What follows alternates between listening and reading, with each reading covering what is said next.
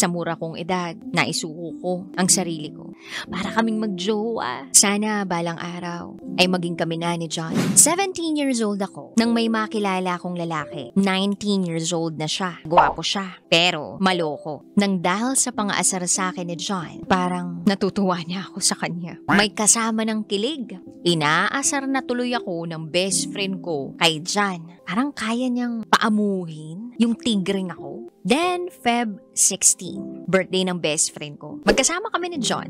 Kalagitnaan ng party, nakaramdam ako ng hilo. Naparami ako ng shot. Pumasok ako sa isang kwarto para magpahinga. Maya-maya pa, nakita ko na may message si John kaya inopen ko. Tinatanong niya ako kung nasaan daw ako. Gusto raw niya akong makausap. Bigla na lang niyang sinabi sa akin ng, "Pwede pa kiss?" "Sige na, isa lang." Pumayag ako. Akala ko hanggang dun lang yun. Damang-dama ko, yung excitement, yung kaba, yung kilig. Niwala ka, walang makakaalam nito. Unti-unti niyang hinawakan ang kamay ko. Then naklakbay na ang mga kamay niya sa mga hita ko. Pabilis ng pabilis ang ginawa niya. And after mangyari ng bagay na yon, dun lang ako nahimasmasan. Friday night nag-rides kami para kaming magjowa. Chinek-in niya ako, DJ Rocky.